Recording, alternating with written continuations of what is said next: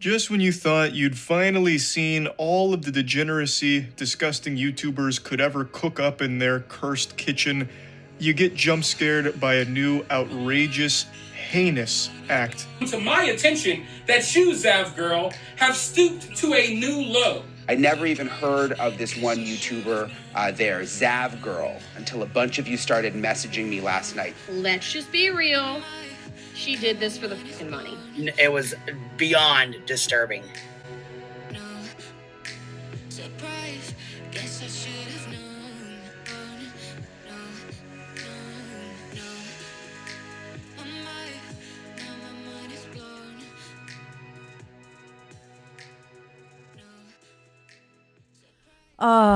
True crime. It's currently the most popular podcast genre and probably in the top 5 most popular genres across social media, so there are more true crime content creators and viewers than ever before. But as we're seeing now through the Zav Girl autopsy photo scandal, not all true crime content creators, even those like Zav Girl, who's been on YouTube for around 4 years, are aware of all the pitfalls that can come with creating content about the worst time in people's lives and the desecration of victims. Zav Girl is experiencing those pitfalls right now because she made a major error in judgment. As a result, she's experiencing a major backlash. The lowest low that anyone has ever stooped to in the true crime community, and that is saying a lot. This story is really one of those that leaves me shaking my head, and it's truly mind-boggling. She's being called out by all manner of media. Her Patreon has been removed. She's lost subscribers. And behind the scenes, she's probably facing intense pressure and polarized opinions from everyone in her life. In this video, I'm going to walk through all the decision points that Zav Girl probably faced when she was making the choice to put that content on Patreon. And through each decision point, I'm going to draw on my 25 years of experience representing global tech companies like Apple, Google, and Twitter, as well as my nearly 4 years of experience creating content on YouTube that's mostly geared toward true crime. Out of respect for the victim and his family, I'm not going to rehash the full scenario because that's already been done over and over. I'll link to a few videos that cover this scenario, so if you don't know what I'm talking about, you have an overview. I'd rather take this experience as a jumping off point to help people who care about doing better to do better. Decision point number 1 was where Zav Girl made her most critical error. It really started a domino effect for her. This is when she received the results of her documents request on the case, looked through them, and decided that all of it, including the graphic images of a little boy's murdered body, were marketable. Yes, I said the word marketable, because even if she hadn't put the photos on Patreon, she still would have made money by posting those photos on YouTube. So she made a decision about the marketability of those photos right out of the gate. Now, what could she have done differently here? What thinking could she have done to avoid intentionally or negligently inflicting emotional distress on the victim and his family? Well, it starts with empathy. With every single piece of content that a creator publishes, especially in true crime, that creator needs to employ the empathy chip in their soul to ask themselves, will this harm anyone? If so, who will it harm? And how much? If this involved me or someone I love, how would I feel if somebody else did this to me? The answer should have been, this content will harm the victim's memory. It will harm the victim's traumatized loved ones who just went through a horrific re-traumatization already through the trial, and it will harm anyone who's been through a similar experience. Now, I don't know if Zav Girl took any of that into consideration before posting the photos. If she did and still decided to not only post the photos, but to charge money for them, she clearly misread the room. But let's be realistic. Not all people have strong empathy chips. And even those of us who do have empathy cannot possibly feel the realness of losing a child in the horrific way that the victim's family lost him. So after attempting to employ the empathy chip, another important question to ask is, what are the historic ethical standards regarding this content, and why? If Zav Girl would have asked herself this question, she would have known that major news outlets absolutely draw the line at posting the images of dead bodies, especially children. It's verboten across the line. Those that do it are considered rags and tabloids. When you review the historical ethical standards and see that publishers have drawn that line for decades, you should recognize that there's a good reason for that, even if you can't see it from an empathetic point of view. Above and beyond any historical standards or empathy chips, there are also terms of service to consider. So decision point number 1 should always involve asking ourselves if the content I'm about to post is against the terms of service on the platform where I'm about to post it. Posting these images on Patreon was clearly against their terms of service because within 24 hours of her posting them, her Patreon was removed for graphic content. Alas, Zav Girl moved through all those critical questions in decision point number 1 and made that choice to publish. And then came to her second decision point, which was how was she going to package and market the content? And she chose to publish the photos behind a paywall. Now, she said that she posted on Patreon because of the sensitive nature of the photos, and also said that she would have made more money if she put it on her public YouTube channel. She also said she never anticipated that the content would be published outside of her Patreon because she thought it was secure there. There are a number of really flawed judgments and arguments in this decision point, and frankly, I believe that some of the justifications she stated were derived in the rear view mirror under the pressure of the backlash. Because saying that she could have made more money publishing them on her YouTube channel flies in the face of the first major mistake she made, which was to get past the decision point number 1 and go ahead and choose to make content which will make you money out of those horrific images at all. They shouldn't have been made into monetized content in any way, shape, or form. So saying that she could have made more money is a reminder that she tried to compensate herself in another way. She also didn't appear to consider the optics of requiring people to spend $3. The image that immediately shoots into my mind, and I imagine into the mind of many others, is the 19th century Paris morgue that put real corpses into a window display as if they were haute couture from Bloomingdale's.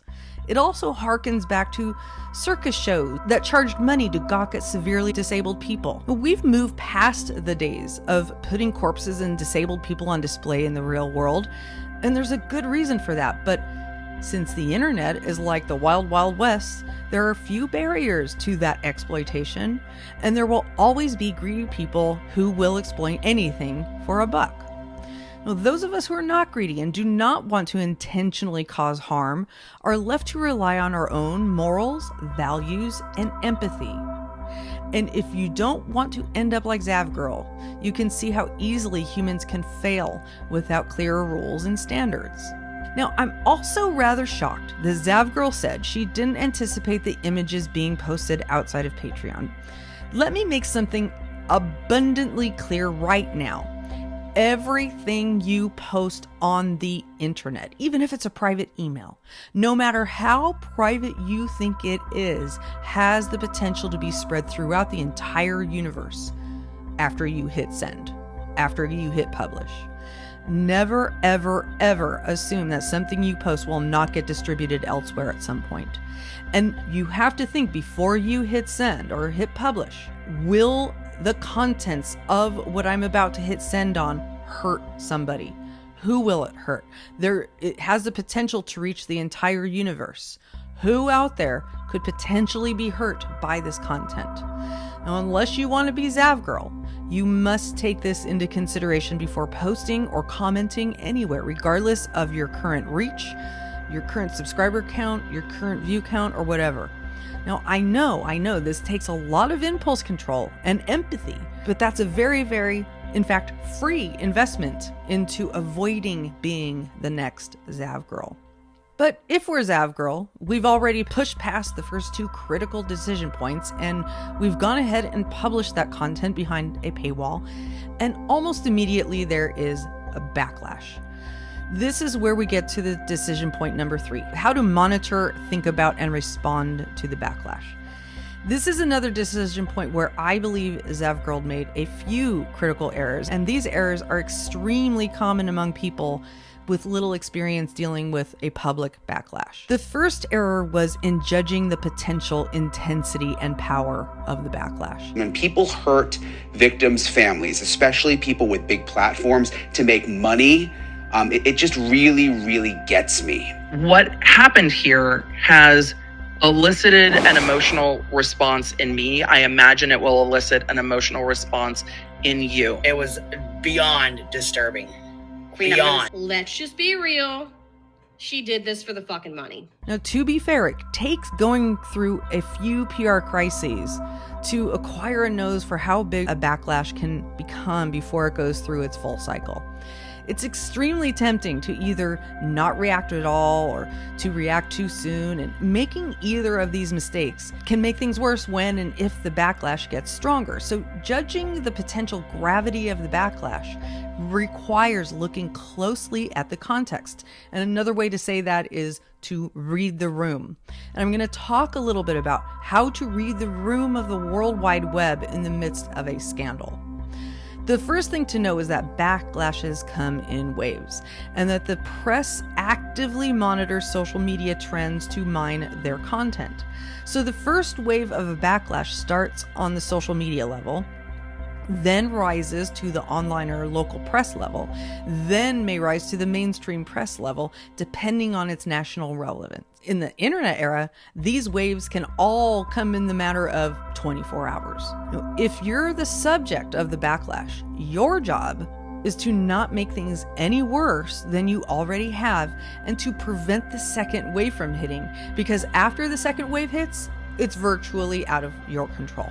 You're just going to have to keep riding those waves in the most gracious way possible without causing any more harm. But to prevent the second wave from hitting, you have to address it before it gets noticed at the press level. By the time it gets to any press level, you've really lost control. So when you start to see the backlash on social media, pay close attention to the ratio of negative versus positive comments. Pay attention to the severity of the negative comments. And when the negative comments are far outweighing the positive, don't dismiss them as personal attacks on you. Don't say, oh, they just don't like me, so they don't mean anything to me. Take them seriously. Do some introspection on whether you made the right choice at decision point 1. Because you'd rather change course now than have to be a Zav Girl posting a not so great apology video later, right? If you see that the negativity and severity are growing and then it's spreading to more platforms, you must assume that it's getting to the press's radar and it's time to take action. Well, Zav Girl did take action, but the way she took action made things worse. The first thing she did was publish a lengthy, unapologetic, and defensive community post upholding her decision. This didn't age very well when we found out the news had picked up the story and that her Patreon had been removed by Patreon. Zav Girl eventually removed this post and went silent for, about 12 to 18 hours until the third wave of the backlash hit. And that's when Brian Enton of News Nation posted a tweet condemning Zav Girl and saying that he was going to be going on air later to talk about it. He interviewed the prosecutor, he interviewed the victim's father. It is re-traumatizing. It's hard to, we just finished the trial just over 2 months ago, Brian, and now we're having to kind of relive some of this stuff and not being able to put it behind us. And he very loudly condemned the action. I just still sort of feel myself fuming over. Now, like I said, once wave 2 hits, meaning the press wave, it's virtually out of control. And as soon as Brian Enton picked things up, wave 3 hit with condemnation across multiple national news organizations. Social media and the news are on a constant feedback and escalation loop. So when the national news picked things up, bigger and more influential YouTubers with more value to add to the conversation then added to the wave. But by this time, Zav Girl had not only failed at 2 points in the decision cycle, she tried to do some damage control in the true crime community by going to people's chats and commenting on them and honestly being rather defensive. But by the time she went into these chats, the rooms were already incredibly hostile toward her, and her defenses made people even more hostile. Because she didn't seem to be grasping that it was that first critical error, the choice she made, not all the justifications for it, that led to the backlash. Now, at a certain point, Zav Girl appeared to have a change of heart and posted an apology video, and while I believe it was a good decision to apologize, I believe she made several rookie errors in the making of that video. Now, I'm not going to play the audio here. I'm going to link it below. And I'm going to link it precisely to this timestamp where I believe Zav Girl should have started the text of her apology, because I think everything before that timestamp is selfish, insensitive, and defensive. Now, even in our real life relationships with friends, families, and other loved ones, apologies are our chance to say, I admit that I did something wrong. I've learned from it. I'm sorry, and it will never happen again. Apologies are a time to swallow our pride, use some self-restraint, and not make it about us. We have to recognize that the reason we're apologizing is because we have done harm to somebody, and we want to remedy that harm. Apologies are not a good time to save face, make explanations or justifications. It's not even a time to correct misinformation, because it's not about you. It's about remedying the harm done to the other person. There will be plenty of time to correct misinformation later, perhaps in a follow-up post or video, if that misinformation is creating other issues. Zav Girl has been on YouTube long enough to know that misinformation is rampant even in the most benign of circumstances. Like if the Pope burped, they would say he farted, right? Or that he sharted. I mean, misinformation on the internet is just the way it is. The misinformation in this situation flowed from her first decision to post those videos and charge money from them. And correcting misinformation does not belong in the same video as an apology. But Zav Girl made the choice to start her apology by explaining her actions and correcting misinformation. So she prioritized her reputation in the first part of the video, then moved into what sounded like a very heartfelt and sincere apology, which honestly left me a bit choked up. But then again, I get choked up much easier than the average bear. To be fair, by the time a social media influencer gets to the point that they're posting an apology video, and we've seen many of those lately. I've been bad to girlfriends, best friends, co-workers, parents, pets, and frankly, my God. But I want y'all to know, I am sorry. Apologies were a stock option and you invested back in January of this year, you'd be a millionaire by now. There's already so much hostility that it's almost impossible to satisfy the masses.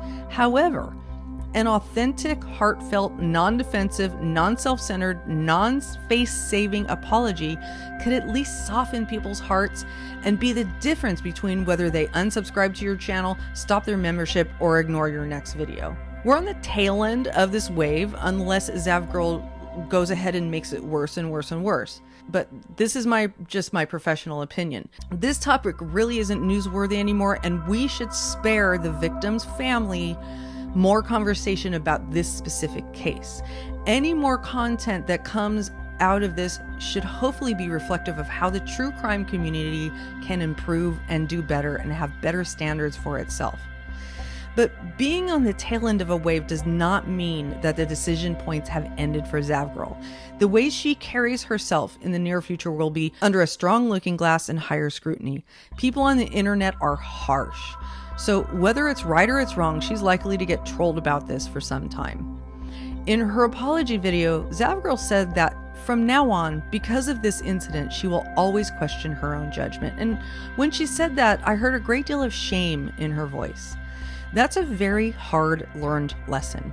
I just hope that others can learn from her mistakes, and I hope that this video will help other content creators and participants think about how harsh and damaging to so many people these lessons can be before making a hasty content decision, whether it be a full-blown video or a comment in a live chat. If you got something out of this video, please give me a thumbs up. And if you want to catch more of my commentary on true crime and culture, please subscribe and hit the notification bell on your way out. And please don't forget the algorithm, because anyone can be manipulated. Peace out.